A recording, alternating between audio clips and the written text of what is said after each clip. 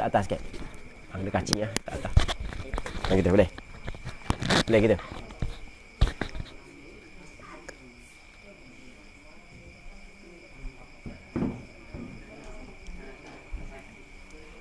Assalamualaikum warahmatullahi taala wabarakatuh.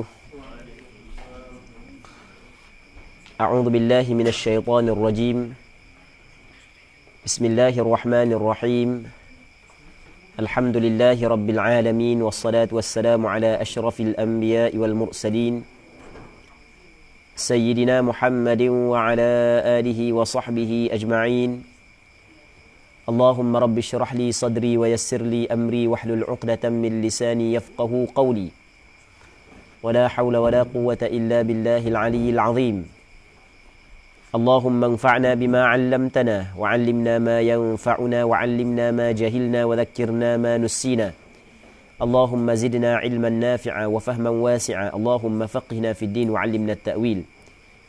اللهم أكرمنا بالإخلاص في القول والعمل. اللهم ارزقنا الإخلاص في القول والعمل. اللهم إنا نسألك الإخلاص في القول والعمل. وصلى الله على سيدنا محمد وعلى آله وصحبه أجمعين. والحمد لله رب العالمين. Jadi insyaAllah kita sambung balik pengajian kitab Umdatus Salik wa Uddatun Nasik yang dikarang oleh Al-Imam Al-Allamah Al-Faqih Ibn Naqib Al-Misri, yang mana wafat pada tahun 769 Hijrah, rahimahullahu subhanahu wa ta'ala, wa rafa'a qadrahu wa nafa'ana bi'ulumihi fid daraini amin. Jadi kita pengajian yang ke-11. Betul? Pengajian yang ke-11. Kita masih lagi dalam bab taharah. Jadi kita baca lambat sikit lah, kita tidak baca cepat. Kita baca slow-slow. Kita baca lambat. Jadi kita mengharapkan dengan kita baca lambat ni lebih banyak lagi manfaat. Jadi orang yang ikut pengajian ni insya-Allah boleh baca pula. Boleh mengajar pula kepada orang lain. Itu yang kita harapkan. Cuma minggu lepas tu kita tinggal sikit, kita tinggal sikit dok sedar. Dok khabar seorang pun lepas daripada habis baru khabar. Dak sekat seorang sekat buat Roblox. Ni musim pok liwat Roblox pula ni kan. Baik. Okey, itu yang pertama. Yang keduanya, betul lah malam ni kita start pukul 9.45 sebab ada beberapa jemputan malam ni. Jadi kita nak tinggal langsung pun tak boleh. Sebab orang hok rapat tak, kalau orang hok yang tak apa nak rapat mana kita tinggal aje. Biasa jemputan lepas daripada Isyak untuk malam ni anda tak terima dah lah. Tapi oleh kerana ni kawan hok rapat agak pokcik-pokcik yang hak tua-tua, hak yang kita rapat sungguh lah, duk main gurau dengan dia. Jadi kalau dok gitu rasa dok molek lah. Cuma kita kejar masa saat ni. Baik. Jadi tu jadi 9.45. Tapi insya-Allah pada minggu akan datang start pukul 9.30 seperti biasalah. Insya-Allah. Muslimin muslimat yang dirahmati oleh Allah Subhanahu wa taala. Jadi kita masih lagi dalam bab taharah. Minggu lepas kita ada bincang berkenaan dengan perkara hak yang diharamkan kepada orang hak yang tidak berwudu, orang hak yang berhadas kecil, ada beberapa perkara diharamkan kepadanya. Antaranya adalah perkara hak yang diharamkan kepadanya adalah menyentuh al-mushaf. Mushaf ni Quran, sebutir Quran tu makna asal mushaf. Mushaf ni adalah sebutir al-Quran. Baik. Cuma di sana ada dia bukan sutir al-Quran. Hanya beberapa potong daripada ayat Al-Quran dia mengambil hukum yang sama. Antaranya adalah Al-Quran yang ditulis tujuan untuk dirasah, untuk belajar. Waktu kita cerita dah sebelum daripada ni. Dia mushaf maksudnya satu buku ataupun satu kitab yang ditulis Al-Quran start daripada awal sampai akhir, itu yang dinamakan sebagai mushaf. Yang mana ayat Al-Quran itu sendiri tidak boleh kita sentuh. Kulit dia tidak boleh kita sentuh. Tepi hak yang tidak ada tulis ayat tak boleh sentuh. Di celah-celah putih hak yang berada di celah-celah ayat tidak boleh sentuh belaka. Baik, kerana memuliakan Al-Quran. Setiap apa hak yang berkait dengan Al-Quran, hak yang macam kita cerita saat ni, dia mengambil hukum yang sama. Jadi di sana ada beberapa potong ayat Al-Quran yang mana boleh tidak boleh juga disentuh walaupun tidak dinamakan sebagai mushaf. Hanya beberapa ayat potong ayat Al-Quran tidak boleh disentuh. Antaranya adalah ayat Al-Quran yang ditulis untuk dirasah, untuk belajar. Kita tulis ayat Quran untuk belajar, untuk mengapa, maka ketika tu tidak boleh sentuh dia mengambil hukum yang sama. Lepas tu dia kata lagu mana? Wahalla, gitu kan? Situ kan? Hak yang kita tinggal ni kan? Wahalla hamlu darahima wa dananira wa khatami wa thawbi wa khatami atau wa khatamin wa thawbin kutiba alaihinna Qur'an wa kutubi fiqhin wa hadithin wa tafsirin fiha Qur'an bisyarti an yakuna ghairul Qur'ani akthar. Maksud dia wahalla, halal. Halal maksudnya harus, boleh. Halal hamlu, menanggung, membawa. Darahima mudhafun ilaih. Alamat jar dia adalah fathah kerana dia mamnu' min as-sarfi. Dia sirah muntahal jumu'. Halal menanggung darahim. Menanggung ni bawa darahim. Halal bawa darahim. Wa dananira, dan halal juga bawa dananir, dinar, duit dinar. Wa khatamin, dan cincin. Wa thawbin, dan pakaian. Kutiba alaihin, yang ditulis atas sekaliannya Quranun, Quran. Maksudnya di sana ada dirham, duit dirham, ataupun duit dinar, ataupun cincin, ataupun kain yang ditulis di atas perkara tersebut Quran. Sebagai contoh, kalau dulu duit yang diguna oleh orang dulu adalah duit dirham dan dinar. Dirham diperbuat daripada perak, dinar diperbuat daripada emas. Atas duit dinar tu tulis surah Al-Ikhlas. Qul huwallahu ahad, Allahus samad, lam yalid wa lam yulad wa lam yakul lahu kufuwan ahad.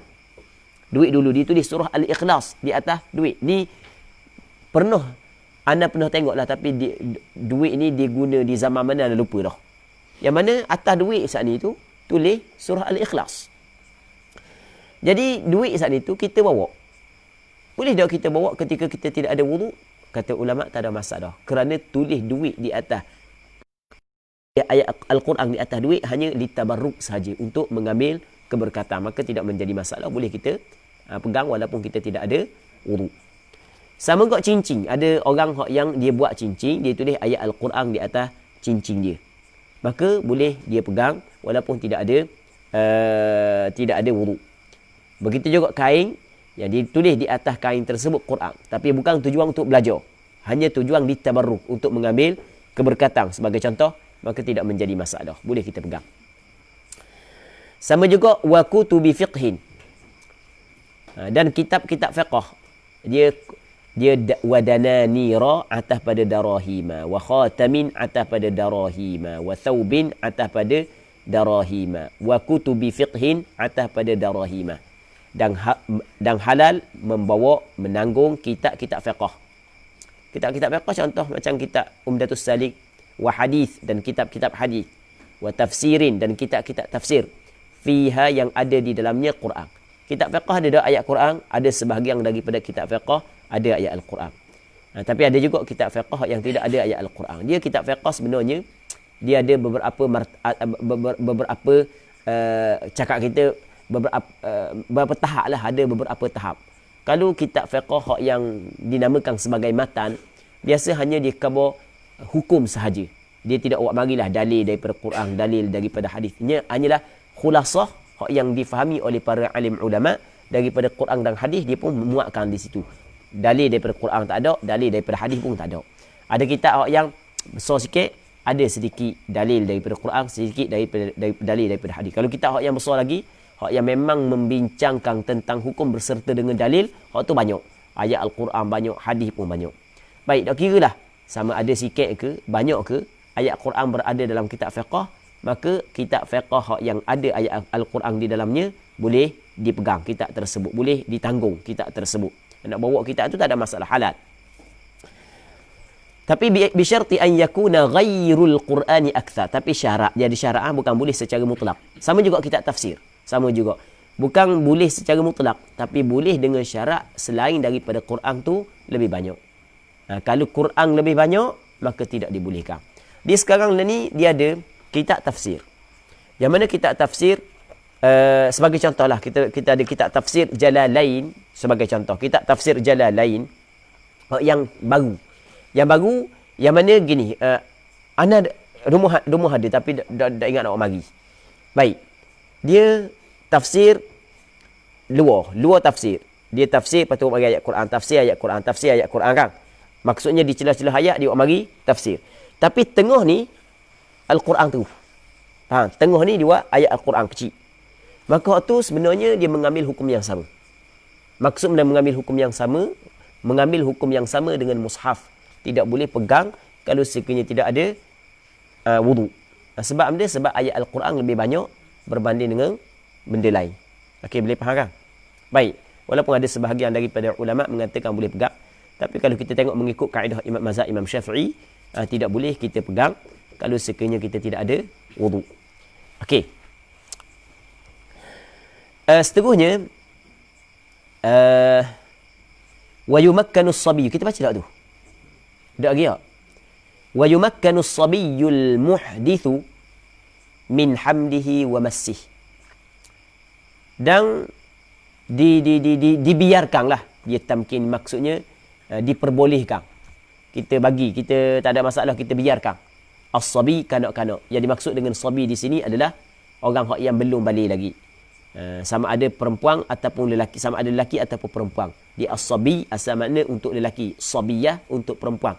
Tetapi hukum ni dia merangkumi sama ada lelaki ataupun perempuan. Cuma penggunaan untuk lelaki tapi ia merangkumi perempuan. Dan maksudnya kanak-kanak lelaki yang berhadas, kita biarkan dia untuk dia bawa Al-Quran, untuk dia sentuh Al-Quran, kita biar. Maksudnya kita jangan larang. Jangan larang. Jangan sentuh Quran, jangan bawa Quran, kena ambil sembahyang dulu, jangan. Bukan kita biarkan. Gini sekali lagi. Sekarang ni budak, katakanlah siapa budak? Katakanlah Mi baru umur 10 tahun. Ataupun Mi baru umur 9 tahun, tak balik lagi lah. 9 tahun balik lagi masa tu Mi? Tak lagi. Mi balik umur apa? 8 tahun setengah. Okey, kata masa tu 9 tahun tak balik lagi kan? Jadi masa umur 9 tahun tak balik, Mi tiba-tiba pergi pegang Quran, pergi ngaji, tak ada air sembahyang. Memang Mi tak ada dosa sebab Mi bukan mukallaf. Mi tak ada dosa. Adakah diwajibkan kepada ayah dia ataupun mak dia suruh dia saat itu ambil air sembahyang dulu sebelum daripada pegang Quran? Tak. Tidak diwajibkan. Walaupun hak yang paling afdal suruh. Tapi kalau sekiranya tengok budak ni kalau tekan-tekan suruh ambil air sembahyang, ia malah ngaji, maka tak apa, biarkan. Biarkan, tak ada masalah. Biarlah dia ambil, dia baca Al-Quran walaupun tidak ada wudu. Walaupun dia pegang baca Quran pula. Pegang Al-Quran, baca Quran, tak ada wudu pun tak ada masalah kan? Biarlah dia pegang Al-Quran walaupun tak ada wudu. Biarlah dia bawa Al-Quran walaupun tidak ada wudu. Kerana kita nak membuka ruang kepada dia agar dia lebih dekat dengan Al-Quranul Karim. Takut kita bagi bebenang-bebenang tertentu, akhirnya dia jauh daripada Al-Quran. Sebab tu dalam masalah kanak-kanak, tak ada masalah. Boleh dia pegang Quran, dan tidak diwajibkan kepada orang yang tua melarang dia pegang Quran walaupun kanak-kanak saat itu tidak berwudu. Itu maksud wa yumakkanu as-sabiyyu al-muhdith min hamlihi wa massih. Walau kataba muhdithun aw junubun Qur'anan wa lam massa yamassu wa lam yamassahu wa lam yahmilhu jaz. Baik. Dia kita nak tengok kena ambil fa'il mudhari' dia kan, massa yamassu, la yamassuhu illal mutahharun. Jadi walam yamassahu. Dia baca gitu ah. Kita tu ada baris ke? Tak ada baris kau. Kita pun tak ada baris juga. Walau kataba muhdithun, sekiranya orang yang berhadas kecil dia menulis. Au junubun, ataupun orang yang berjunub, orang yang keluar mani ataupun bersetubuh dia menulis sedangkan dia belum mandi lagi. Dia tulis benda tu, kuliah Quranan, Quran, dia tulis Quran. Walam yamassahu, padahal sedangkan dia waw haliyah, sedangkan dia tidak menyentuh Al-Quran itu. Walam yahmilhu, dia tidak tanggung. Hukum dia adalah jaz, harus. Tulis Al-Quran. Sekarang ni katakanlah Zul tak ada ismayah. Dia tulis Al-Quran. Tulis. Dia tulis, dia pegang ada ayat? Tak. Tak pegang kan, dia tulis. Pegang pen je kan. Tak setuh pun. Dia tak ada tanggung benda pun. Tulis je. setuh dak, bawa pun dak, maka ketika tu hukum dia adalah harus. Maksudnya tidaklah haram. Okey, hak lain kita baca dah kan. Lepas tu mana lagi? Bab qada'il hajah. Bab pada menjelaskan qada hajat. Qada tunai hajat. Hajat benda hajat manusia. Hajat manusia. Dia hajat manusia banyak. Tapi perkataan qada al-hajah, ia merujuk kepada benda, kalau cakap kita berak dan kencing, ataupun kencing dan berak. Itu maksud qada hajah. Siapa ke kita pun pergi qada hajat sikit sebab benda berak, kencing ni bukan benda comel. Jadi apabila bukan benda comel, sehingga kan dalam penggunaan bahasa sekalipun kita tidak guna benda yang terang-terang. Guna benda yang boleh membawa kepada makna yang umum. Yang kalau boleh nak nusuk-nusuk lagi. Tu maksud dia. Qada al-hajah. Baik. Katanya yundabu li muridil khala'i. Disunatkan bagi orang yang menghendaki. Murid, orang yang menghendaki. Orang yang nak pergi kepada mana? Al-khala'. Khala' asal makna tempat yang sunyi. Itu asal makna khala'. Khala' adalah tempat yang sunyi. Tetapi digunakan khala' di sini adalah tempat qada hajat. Dia asal khala' bukan tempat qada hajat. Pada asal penggunaan dalam lughah, khala' ni adalah tempat seorang, tempat sunyi, tempat tak ada orang lain. Dia seorang je. Oleh kerana qada hajat adalah tempat qada hajat adalah tempat yang tak ada orang, maka digunakan al-khala' untuk tandas kalau kita ni. Jadi sunat kepada orang yang nak kepada tandas, orang yang nak pergi ke tandas, disunatkan ayyan ta'il. Ini dia termasuk dalam adab qada hajat. Adab qada hajat.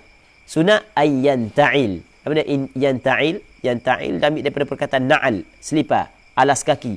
Bahawa dia pakai selipar, pakai alas kaki. Illa li'udhrin, melainkan kerana ada keuzuran. Melainkan kalau ada keuzuran, itu masalah lain. Jadi hukum memakai alas kaki adalah disunatkan. Melainkan kalau ada keuzuran, itu dimaafkan. Tapi kalau orang yang tak pakai alas kaki ketika masuk dalam tandas, bukanlah maksud hukum dia adalah makruh. Tak. Dia bukan semua benda sunat apabila ditinggalkan, hukum dia makruh. Tidak. Dia benda sunat, kadang-kadang ditinggalkan makruh, kadang-kadang tidak. Kita nak tahu makruh ataupun tidak, kita kena tengok ada tak larangan.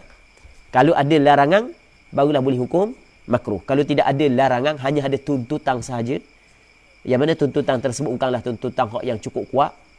Baik. Jadi tak ada larangan, maka dia tidak makruh. Itu kaedah yang umum. Kaedah yang umum. Okey, kita sebagai contoh. Antara sembahyang sunat adalah sunat duha. Berpandukan kepada beberapa hadis. Antaranya adalah hadis yang diriwayat daripada Abi Hurairah. Kata Abu Hurairah radhiyallahu taala an, "Awsani khalili bi thalath." Kekasih aku telah berpesan kepada aku dengan melakukan 3 perkara. Antaranya adalah 2 rakaat sunat duha. Antaranya. Jadi, antara sembahyang yang disunatkan adalah sembahyang sunat duha. Orang yang tinggal sembahyang sunat duha, adakah dia telah melakukan perkara makruh? Tidak. Kerana tidak ada larangan daripada Rasulullah tinggal sembahyang sunat duha. Kalau Rasulullah larang, jangan tinggal sembahyang sunat duha, maka boleh kita kata, hak ni melakukan hukum di sunat, maka tinggal sunat duha hukum dia adalah makruh. Tapi tak ada larangan. Okey, boleh faham? Dan ada sembahyang sunat yang dituntut kita buat, tapi kalau kita tinggal hukum dia makruh. Sebagai contoh, sembahyang tahiyatul masjid. Tahiyatul masjid memang dituntut kita sembahyang, tapi dalam masa yang sama ada hadis yang melarang. Jangan dia duduk. Apabila dia masuk, jangan duduk sehingga dia sembahyang 2 rakaat. Ada jangan duduk. Ada larangan. Maka sebab itulah tinggal sembahyang tahiyatul masjid hukum dia makruh. Benda yang anak khabar ni kita bincang secara ringkas saja. Sebab supaya kita tak pergi jauh. Tidak kalau pergi jauh, buat mari dalil tu, buat mari dalil ni jadi panjang pula cerita. Jadi takut habis masa kat lain. Jadi benda yang kita nak khabar, setiap perkara sunat ataupun perkara sunat bukanlah semua tinggal perkara sunat hukum dia adalah makruh. Ada perkara sunat kalau kita tinggalkan hukum dia makruh. Ada perkara sunat kalau kita tinggalkan hukum dia adalah tidak makruh. Makruh kita tahu, kena tahu apa makruh. Makruh ni adalah ma talabahu syar'u. Ataupun Allahu Rabbi. Tak teringat definisi yang disebut dalam usul fiqh. Okey, gini. Makruh ni adalah benda yang syarak tuntut kita tinggalkan. Tengok, syarak suruh kita tinggalkan. Itu makna makruh. Akan sebagai tuntut yang tidak putus. Bukan tutup yang mu'tamad. Dia suruh kita tinggalkan. Itu benda makruh. Jadi maksudnya di sana ada larangan. Kalau sekiranya tidak ada larangan, maka bukanlah makruh. Itu kita kabur kaedah yang umum lah. Kaedah yang umum. Disunatkan bagi orang yang berkehendak ataupun orang yang pergi kepada tandas. Orang yang nak masuk tandas, disunatkan dia memakai alas kaki. Dia sebenarnya hukum memakai alas kaki, hukum dia disunatkan adalah menurut pandangan sebahagian daripada ulama sahaja. Ia tidak berlaku kesepakatan. Kerana hadis yang berkait dengan pakai alas kaki ni sebenarnya adalah hadis dhaif. Dia bukan hadis sahih. Hadis dhaif. Hak yang menjelaskan bahawasanya Rasulullah sallallahu alaihi wasallam memakai alas kaki sebenarnya adalah hadis dhaif. Baik, antaranya hadis yang diriwayat oleh Imam Baihaqi dalam kitab Sunannya, Abu Nuaim dalam kitab Hilyatul Awliya daripada Aisyah radhiyallahu taala anha. Hadis yang diriwayat oleh Imam Baihaqi daripada Habib bin Saleh. Katanya, kana Rasulullah sallallahu alaihi wasallam idza dakhala al-khala labisa hidha'ah. Rasul bila masuk dalam khala, maka dia akan memakai kasut dia. Rasul pakai kasut kalau masuk dalam tempat tandas. Baik, hadis ni adalah hadis mursal. Hadis mursal adalah termasuk dalam hadis dhaif. Baik. Okey, itu yang pertama. Yang keduanya adalah wayastura ra'sah.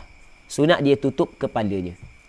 Juga hadis yang menceritakan Rasulullah tutup kepala ketika masuk dalam tempat qadah hajat juga hadis dhaif.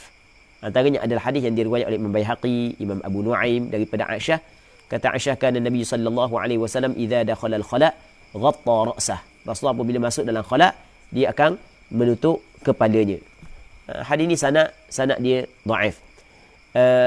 Walaupun hadis yang berkait dengan tutup kepala masuk dalam tandas dhaif daripada Rasulullah, tetapi sahih daripada sebahagian daripada salaf. Antaranya adalah Abu Bakar As-Siddiq radhiyallahu taala anhu. Dalam hadis yang diriwayat oleh beberapa orang ulama hadis, antaranya adalah hadis yang diriwayat oleh Imam Ibnul Mubarak dalam kitab Az-Zuhud, Imam Ibn Abi Shaybah dalam kitab Musannafnya dengan sanad yang sahih daripada ayah kepada Urwah bin Zubair, bahawasanya Abu Bakar As-Siddiq ketika dia sedang berkhutbah, dia kata, "Wana ya ma'syaral muslimin." Masa itu dia jadi khalifah. Dia kata, "Ya ma'syaral muslimin, wahai orang Islam, istahyu minallahi, mun kena malu kepada Allah. Fawalladhi nafsi biyadih, demi Tuhan yang jiwaku di dalam genggamannya. Inni la adhallu hina adhhabu ila al-gha'id fil fada'i mughattiyan ra'si istihya'an min rabbi." Tengok kata Abu Bakar As-Siddiq, wahai orang Islam, mu kena malu kepada Allah Subhanahu Wa Taala, demi Tuhan yang jiwaku di dalam genggamannya. Aku sentiasa berterusan kuat lagu ni. Ketika aku nak pergi kepada tandas sekalipun, aku tetap menutup kepala kerana malu kepada Tuhanku. Dan hadis ini sanad yang sahih. Baik, sehingga Kang Imam Baihaqi dalam kitab Sunannya menyebut bahawasanya ruya fi taghtiyatir ra'si inda dukhulil khala an Abi Bakr as-Siddiq wa huwa anhu sahih.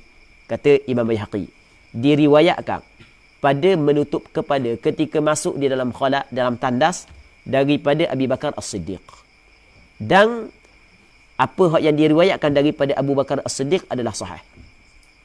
Sebab diriwayat dengan sanad yang sahih. Abu Bakar As-Siddiq radhiyallahu taala anhu sehingga kan masuk dalam tandas pun dia tutup kepala. Dan Rasulullah kabul lagu mana? Alaikum bisunnati wa sunnatil khulafa'ir rasyidin al-mahdiyyin min ba'di. Jadi tutup kepala di antara sunnah Abu Bakar, walaupun tidak ada hadis yang sahih hak yang sampai kepada Nabi sallallahu alaihi wasallam yang diriwayat daripada Rasulullah, namun hak yang sahih datang daripada Abu Bakar As-Siddiq, khalifah ataupun khulafa ar-rasyidin. Baik, sebab itulah bagi penuntut ilmu adalah sesuatu yang aib kalau sekiranya tidak meletakkan sesuatu di atas kepala. Sehingga zaman kita sekarang ni pun, kalau tidak meletakkan sesuatu di atas kepala. Kerana ni di antara sunnah khulafaur rasyidun. Tengok kata Abu Bakar As-Siddiq, istahyu ya ma'syaral muslimin istahyu minallahi fawalladhi nafsi biyadihi inni la'adhallu hina adhhabu ila al-gha'id fil fada'i mughattiyan ra'si istihya'an min rabbi. Baik. Seterusnya kata dia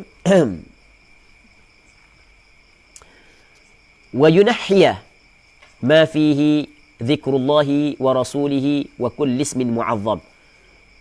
Maksudnya, dan dia kena menjauhkan. Yunahhiya atas pada yang ta'ila.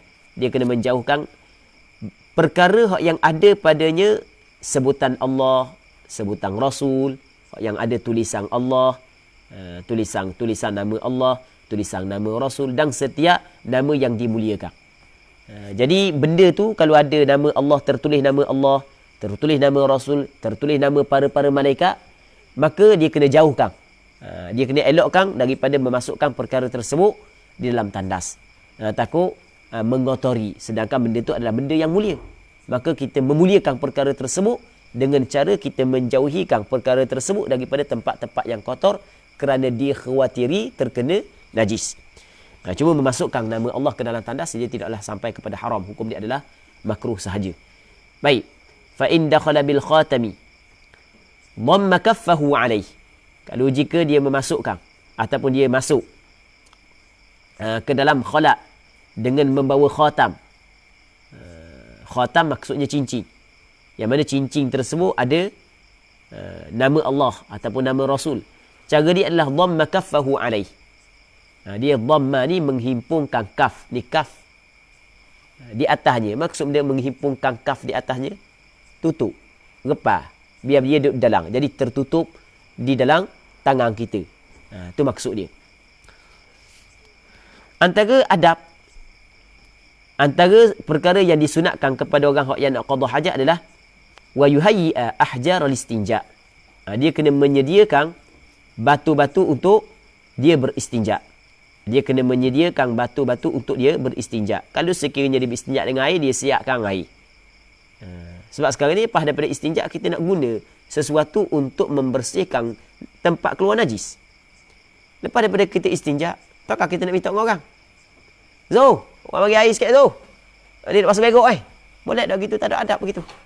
Jadi cara dia adalah kita bawa. Kalau misalnya batu-batulah. Kalau air lah.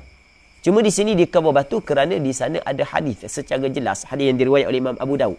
Secara jelas Rasulullah suruh bawa batu. Yang mana kata Nabi SAW dalam hadis yang diriwayat oleh Imam Abu Daud, "Idza dhahaba ahadukum ila al-gha'id." Apabila seorang di kalangan kamu pergi kepada tandas, falyadhhab ma'ahu. Kata Rasulullah, falyadhhab, lamul amri. Yadhhab fa'il mudhari', masuk lamul amri. Maka hendaklah tuntut. Amar. Falyadhhab, maka hendaklah dia pergi, membawa pergi bersama dengannya bi thalathati hajar, dengan 3 biji batu yastaqibu bihin, yang dia bersih tempat tersebut dengan menggunakan batu-batu itu. Jadi Rasul suruh. Sebab itulah kata ulama, antara perkara yang dituntut adalah ketika dia nak pergi tempat qada hajat, dia bawa alat yang akan digunakan untuk membersihkan tempat keluar najis itu. Cuma di zaman kita mudah, dari zaman kita, sebab dalam tandas ada paip. Kalau misalnya dalam tandas tak ada paip ataupun kita nak qada hajat di padang, maka cara dia adalah bawa. Tapi tempat kita ni terlalu mudah tempat kita. Tak bawa sekalipun kayu, daun ke daun berkeliling tepi tempat yang kita nak qada hajat. Cuma jangan cari daun pelah aja. Cari daun pelah delah sungguh lah.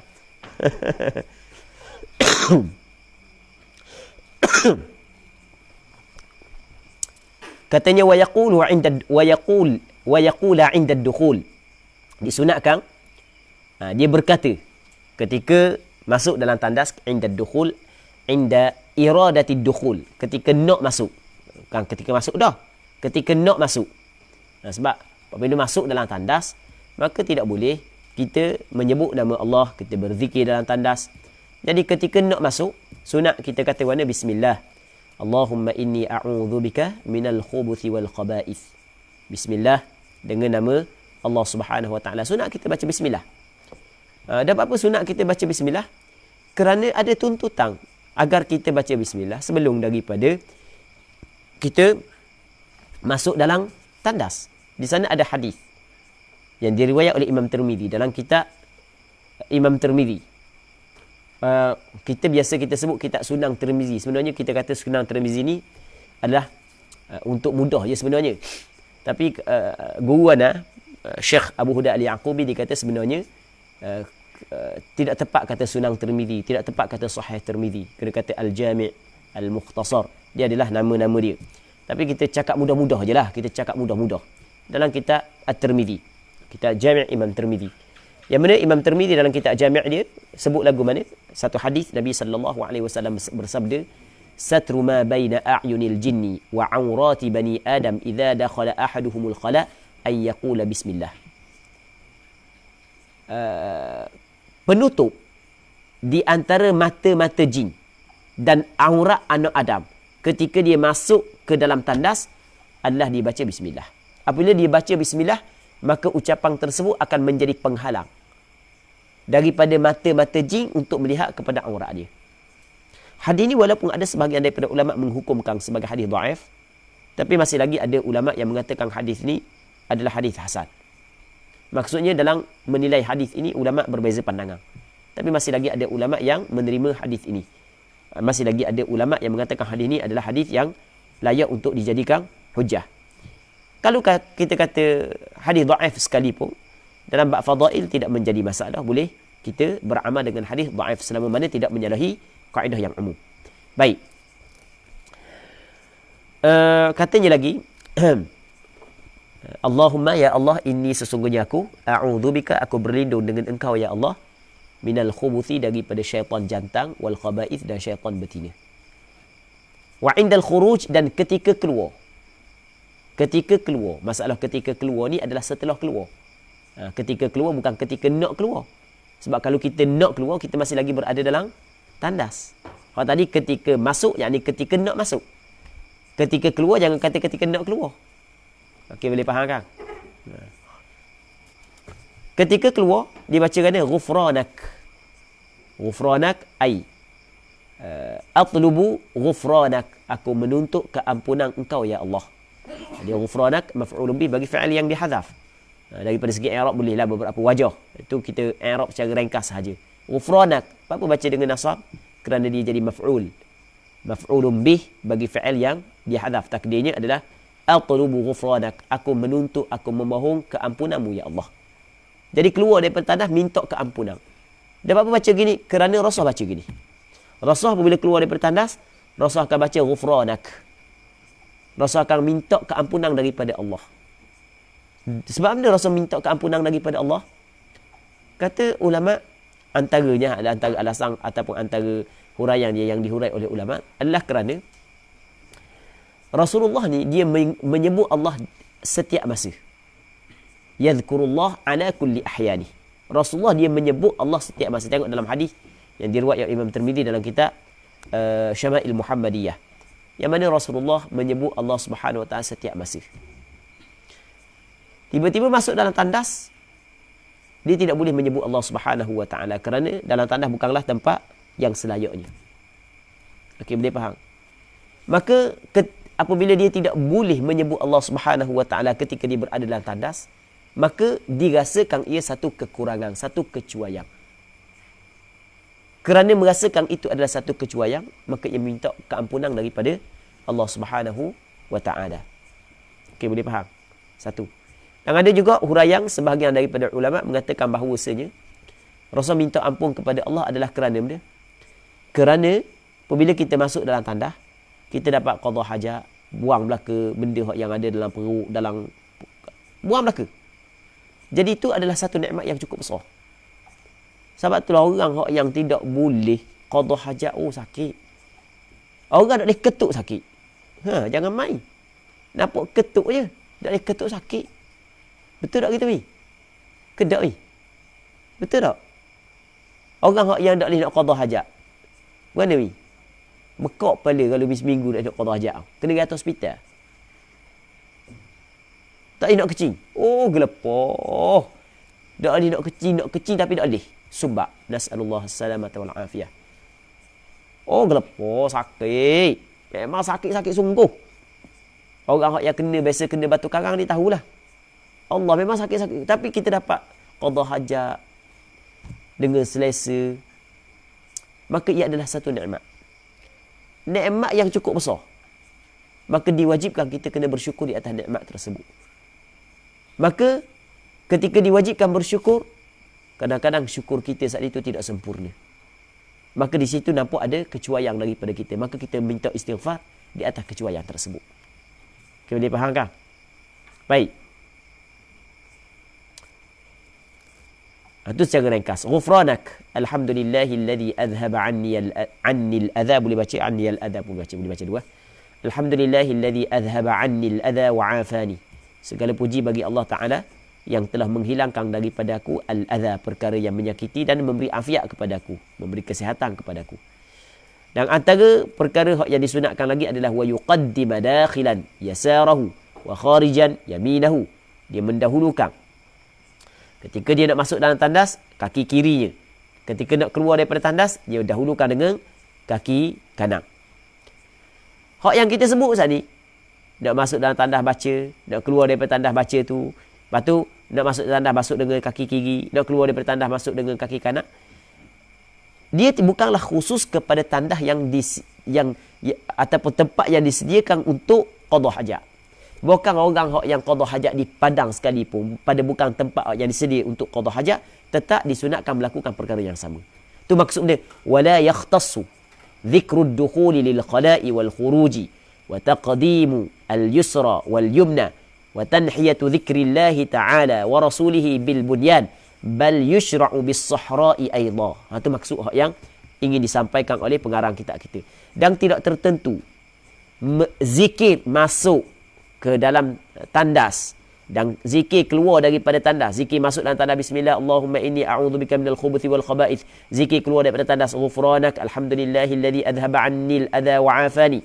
Dan mendahulukan kaki kiri ketika masuk dan kaki kanan ketika keluar, dan menjauhkan zikir Allah Subhanahu wa taala, benda-benda yang tertulis nama Allah, nama Rasul, mesti kita kena elokkan daripada buat masuk dalam tandas. Melainkan kalau ada keuzuran tu masalah lain.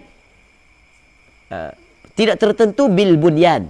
Bil bunyan ta'alluq pada la yakhtas. Bukan tertentu di al bunyan, binaan. Binaan ni maksudnya tempat yang disediakan untuk qada hajat. Kalau cakap kita benda jambang, orang Terengganu kata jambang.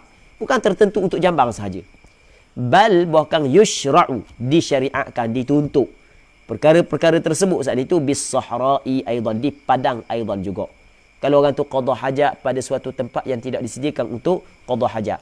Masuk dalam hutan rasa nak kecing, pergi kecing. Pergi mandi sungai, deru, rasa nak kecing, cari celah-celah batu. Sebagai contoh. Untuk qada hajat di situ. Padahal situ tak ada opung orang buat tempat untuk qada hajat. Dia nak qada hajat situ.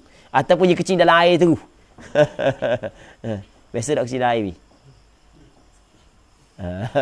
Ada air kabur biasa kedap ya. Ada air kabur. Hak tu adalah rahsia di antara mi dengan diri mi sahaja. Jadi kan kadang-kadang qada hajat kan. Jadi tempat tu bukan tempat orang kata bukan jambang. Adakah benda yang sama disunatkan? Ya, benda yang sama disunatkan. Sebelum daripada kita nak qada hajat, kita baca dulu doa ni. Selepas daripada qada hajat, kita baca doa ni. Dan benda-benda yang berkait dengan nama-nama yang mulia, kita kena jangan sekali dengan kita ketika kita qada hajat. Melainkan kalau kita tak luar menyebabkan akan hilang, akan kita yang menanggung kemudaratan, maka tak ada masalah buat masuk. Tapi kita kena jaga jangan terdedah kepada kena benda-benda yang kotor ketika kita berada dalam tandas. Dah kaki kanan, kaki kiri, okey, mudah je kaki kanan, kaki kiri. Kaki kanan adalah langkah yang paling akhir ketika kita nak qada hajat. Boleh faham? Boleh faham? Kaki kanan kaki kiri. Sebab nak masukkan kaki kiri kan. Langkah yang paling akhir ketika kita nak qada hajat adalah kaki kiri. Langkah yang mula kita keluar daripada tempat tersebut adalah kaki kanan. Mudah je. Kita nak gitu. Okey. Terawak kali ni? Boleh? Waktu je contoh tak kanan kaki je. Qada hajat tak boleh buat sini. Okey. Wala yarfa'u thawbahu hatta yadnuwa minal ard. Dia tidak mengangkat akan kainnya sehingga dekat daripada bumi, daripada tanah, daripada lantai, sehingga dekat dia belah bawah kat kain. Ni akak kain powin dah. Powin yo. Baru ni masalah padang lah. Kalau dalam tandas tutup pintu, tu masalah lain. Bang. Ni dok qada hajat di nu. Tobik daripada rumah dia gitu. Akak nampak dah gondai tutup muka je. Dia kata hak lain sama, muka je tak sama. Hak lain sama belaka, muka je tak sama. Jadi tutup muka je lah. Allah. Hak tu dah capai lah. Hak tu memang jelas lah hukum dia adalah haram. Kerana kita membukakan aurat. Jadi qada hajat cara dia adalah kita jauh. Sunat kita jauh daripada orang. Lepas tu masa kita nak turun saat ni tu, kita akak kain sikit bukang, akak dulu baru turun. Nampak kan? Tu maksud dia. Mana wala yarfa'u thawbahu hatta yadnuwa minal ard. Wa yurkhihi qabla intisabih. Dia pun menjatuhkan kainnya sebelum daripada dia bangun. Jangan bangun dulu baru jatuh kain. Wa ya'tamidu fil julusi ala yasarihi wala yutilu wala yatakallam. Dan dia kena i'timad, kena tekang pada duduk di atas kiri. Dia kena tekang di atas kiri. Lepas tu dia dirikan lutut kanan. Dia tekang di atas kaki kiri. Lepas tu dirikan kaki kanan. Mana cara dia ni? Saya tengah tunjuk kali ni. Cuba. Biar dapat tengok kali kan ni. Okey, kita ada kaki kanan, kaki kiri. Dah nak qada hajat awak duduk gitu.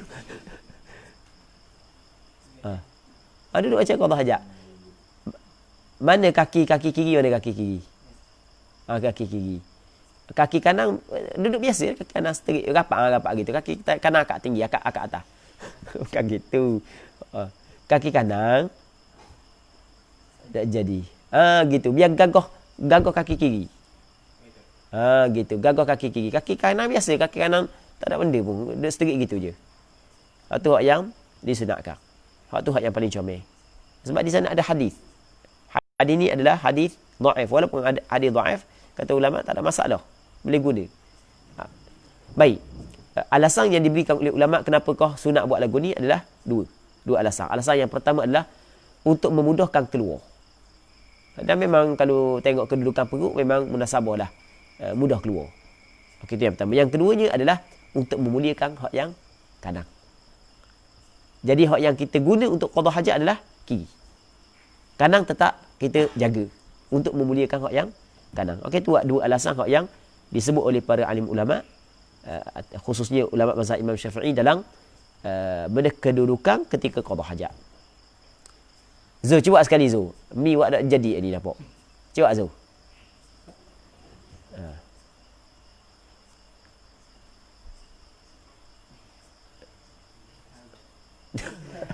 Tak tahu juga. Okey, apa yang dia buat kali? Boleh tak? Tahu buat kali? Cerita apa yang dia buat kali? Gitu. Gitu.